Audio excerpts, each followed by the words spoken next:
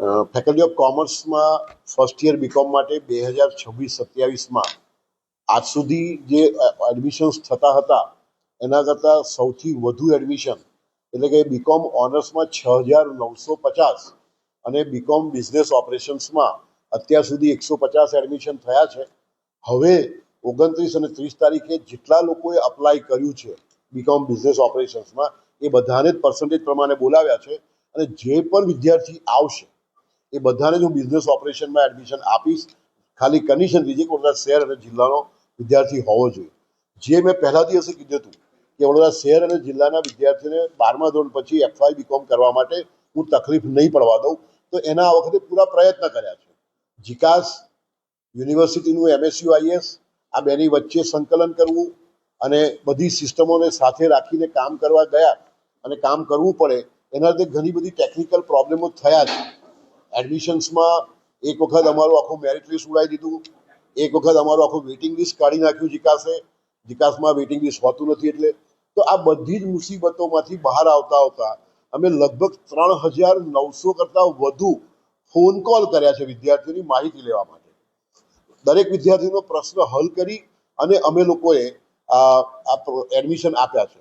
એક સૌથી મોટો પ્રશ્ન હતો એબસન્ટ જે આવ્યા.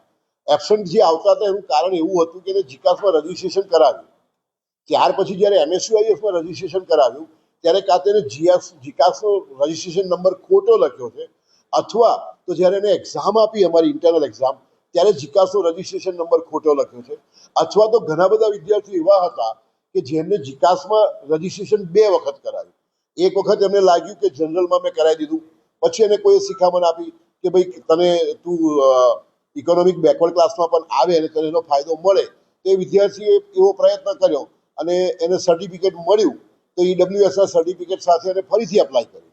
હવે જીકાસનો નિયમ એવો છે કે એક વખત રજીસ્ટ્રેશન કરાવો એમાં તમે જે મોબાઈલ નંબર નાખ્યો હોય એ લોક થઈ જાય એટલે એને બીજું રજીસ્ટ્રેશન કરાવવા માટે બીજો મોબાઈલ નંબરનો ઉપયોગ કરવો પડે. તો એ તો ડબલ જુદા જુદા ડેટા આવ્યા. એટલે જ્યારે એને ટેસ્ટના માર્ક મને જીકાસમાં મૂકવાના થયા ત્યારે બેમાંથી એક જગ્યાએ એબસન્ટ દેખાયું અને એક જગ્યાએ એના માર્ક દેખાયા. હવે જે જગ્યાએ એને સાચું રજીસ્ટ્રેશન ગણતો હતો ત્યાં એબસન્ટ લઈ લીધું મશીને અને બીજા જગ્યાએ એના માર્ક આવ્યા. એ માર્કનું કોઈ માલિક નહોતું એટલે માર્ક પણ બાજુમાં પડી રહ્યા. તો આ રીતે ઘણી તકલીફો થઈ. એનાથી અમે લગભગ 3,900 ફોન કરીને સોલ્યુશન કરી અને અત્યારે અમે 6,950 એડમિશન બીકોમ ઓનર્સમાં આપ્યા છે.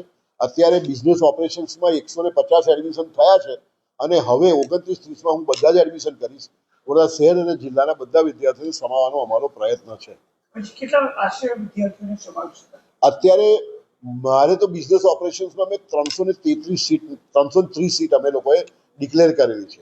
એટલે એમાં આમ જોઈએ તો મારી પાસે 180 જગ્યા છે, પરંતુ 180ની જગ્યાએ મારી પાસે 300 વિદ્યાર્થીઓ બી આવશે તો પણ હું એડમિશન આપીશ એવું મેં નક્કી કર્યું છે. આ વખતે MS યુનિવર્સિટીના ઇતિહાસમાં પહેલી વખત બીકોમનો વિદ્યાર્થી કોમ્પ્યુટર જોશે, કોમ્પ્યુટરનો ઉપયોગ કરશે અને ભણશે. અમે સેમેસ્ટર 1માં computer proficiency for business paper 1 અને સેમેસ્ટર 2માં computer proficiency for business A paper 2 આવું અમે બંને સેમેસ્ટરમાં એક પેપર લઈને આવ્યા છે. હવે આગળના ભવિષ્યમાં અમે SY બીકોમ અને ટેલી પ્રેક્ટિકલી કોમ્પ્યુટર પર કરાવવાના છીએ અને ઇન્કમ ટેક્સ અને GSTના રિટર્ન કોમ્પ્યુટર પર એ ભરે એ પ્રમાણે સ્ટેપ બાય સ્ટેપ અમે કોમ્પ્યુટરનો પણ અમારા રેગ્યુલર કોર્સમાં ઇન્ક્લુડ કરી રહ્યા છીએ. એના માટે 3 કોમ્પ્યુટર લેબ, એમાંથી 3 કોમ્પ્યુટર લેબ બની ગઈ છે, 3 કોમ્પ્યુટર લેબ અંદર પ્રોસેસ છે અને હું 2 મહિનામાં બધી જ કોમ્પ્યુટર લેબ તૈયાર કરી અને દરેક વિદ્યાર્થીને કોમ્પ્યુટરનું નોલેજ મળે, કોમ્પ્યુટર શીખવા મળે એવો અમારો પ્રયત્ન છે. સમગ્ર પ્રક્રિયામાં આશરે કેટલા શિક્ષકો જોડાયા છે? મારા એડમિશન પ્રોસેસમાં 150 શિક્ષકોએ સીધો ભાગ લીધો. મારો નોન ટીચિંગ સ્ટાફ જે લગભગ 60નો છે એ લોકોએ પણ સતત કામ કર્યું છે. મારા શિક્ષક અને નોન ટીચિંગ સ્ટાફે રાત્રે 12 વાગ્યા સુધી કામ કરી અને કામ પૂરા કર્યા છે. બીજી તારીખે જ્યારે ફી લેવાનું નક્કી કરેલું ત્યારે 1 તારીખે રાત્રે 11 વાગ્યા સુધી મેરિટ લિસ્ટ જીકાસે અમને કન્ફર્મ કરીને આપ્યું નહોતું અને 11 વાગ્યા પછી આપ્યું તે પણ અડધું આપ્યું અને બીજા નામો કાઢી નાખ્યા. આવું જે પણ થયું એના લીધે અમને ઘણા બધા સ્ટ્રેસમાં રાત્રે 1-1 વાગ્યા સુધી કામ કર્યું છે.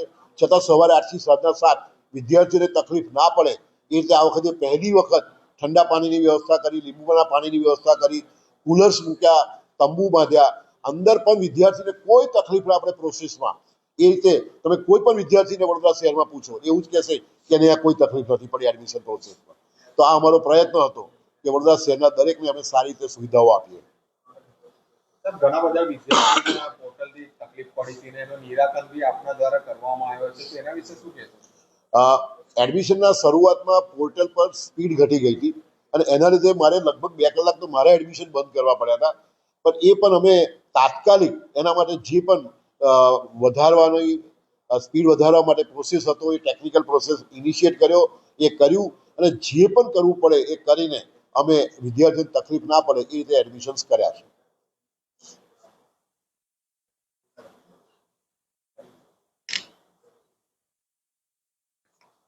આપણે બીજો કયો નવો સબ્જેક્ટ લાયા? હા, જો ભાઈ આ વખતે અમે ક્લાસીસ 2જી તારીખથી FY BComના શરૂ કરી રહ્યા છે. આ પણ ઇતિહાસમાં પહેલી વખત થવા જઈ રહ્યું છે. 2 જુલાઈના દિવસે ક્લાસ ચાલુ થાય. આ વખતે ફક્ત ભણવાનું નથી, વિદ્યાર્થીઓને FY BComમાં બધી જ એક્ટિવિટી અમે કરાવવાના છે અને એટલા માટે અમે વિદ્યાર્થીઓને ગ્રુપ્સ બનાવી દઈશું. એ ગ્રુપ્સના નામ આપીશું અને એ પ્રમાણે એક્ટિવિટીઝ કરાવશું. કો કરિક્યુલર એક્ટિવિટી થશે, સ્પોર્ટ્સ એક્ટિવિટી થશે અને કલ્ચરલ એક્ટિવિટી થશે. આ બધાના માર્ક પણ આપવાના છે. એટલે ઇન્ટરનલ જે 50 માર્કની થતી હતી એ 50 માર્કને અમે વહેંચી દઈએ છીએ. એમાંથી 20 માર્ક એ વિદ્યાર્થીની એટેન્ડન્સ અને આ પાર્ટિસિપેશન ઇન અધર એક્ટિવિટી, આ બેનું ગણી અને એમાંથી 20 માર્ક આના માટે પણ આપવાના છે. તો જે વિદ્યાર્થી રેગ્યુલર આવે એને બહુ જ ફરક પડશે માર્ક્સમાં પણ અને આ બધી એક્ટિવિટીઝમાં પણ પાર્ટિસિપેટ કરે. અને સાથે સાથે એટેન્ડન્સ કમ્પલસરી કરી છે. 75% એટેન્ડન્સ નહીં હોય એ વિદ્યાર્થીને કોઈ પણ સંજોગોમાં એક્ઝામ નથી જ આપવા દેવાના અને ઇન્ટરનલ એક્ઝામથી અમે આ શરૂ કરવાના છે. એટલે જેની એટેન્ડન્સ નહીં હોય એને અમે એક્ઝામ નહીં આપે, એનું વર્ષ બગડશે એ નક્કી છે. હવે કીધું કે 75% હાજરી હોવી જોઈએ, તો કઈ રીતના હાજરી હા શિક્ષકો ખબર પડશે, શું છે ખાસ કરીને? હા, અત્યારે અમે લોકોએ એક પ્રોસેસ ઇનિશિએટ કર્યો છે ટેકનિકલ, કારણ કે યુનિવર્સિટી સિસ્ટમ ફોલો કરવાની. એટલે હું ફેબ્રુઆરીથી આ કરવા પ્રયત્ન કરી રહ્યો છું. હજુ 2-1 મહિના લાગશે. AI બેઝ એટેન્ડન્સ સિસ્ટમ અમારી હશે કે જેમાં વિદ્યાર્થી ક્લાસમાં આવે એટલે ઓટોમેટિક જે ક્લાસમાં લાગેલા કેમેરા એ 10-10 મિનિટે ફોટો કેપ્ચર્સ કરશે અને ફોટામાંની ઇમેજ સરખાઈ અને એની સીધી એટેન્ડન્સ લેવાશે. એટલે વિદ્યાર્થીએ એટેન્ડન્સ આપવાની નથી, ટીચરે એટેન્ડન્સ લેવાની નથી. એટેન્ડન્સ માટે મારે કોઈ મશીન એવું મૂકવાનું નથી કે જેમાં વિદ્યાર્થી આંગળી મૂકે કે પોતાની આંખ એમાં દેખે, એવું કંઈ જ કરવા નથી. ઓટોમેટિક આ AI બેઝ એટેન્ડન્સ સિસ્ટમ છે. હવે એ લાગશે ત્યાં સુધી અમે હાથથી એટેન્ડન્સ લેવાનું નક્કી કર્યું છે. એટલે દરેક ક્લાસમાં પહેલા 2 મહિના અમે આ રીતે એટેન્ડન્સ લઈશું ને ત્યાર પછી આ ઓટોમેટિક ટેકનિકલ જે અમારી સિસ્ટમ છે AI બેઝ એનાથી એટેન્ડન્સ લેવાનું શરૂ કર્યું છે. અમે આ વખતે વિદ્યાર્થીઓને આવા આઈ કાર્ડ બધા જ વિદ્યાર્થીને પહેલે દિવસે આપવાના છે. આ આઈ કાર્ડ વિદ્યાર્થીએ કમ્પલસરી પહેરીને જ આવવાનું છે, એના વગર એને એન્ટ્રી અમે નથી આપવાના. અને આઈ કાર્ડ જે ગયા વર્ષે અમે આપ્યા છે એમાં કોઈને જો બદલવું હોય, સુધારો કરાવવો હોય તો પણ કરી આપવાના છે. પણ દરેક ક્લાસના વિદ્યાર્થીએ આઈ કાર્ડ પહેરવું ફરજિયાત છે.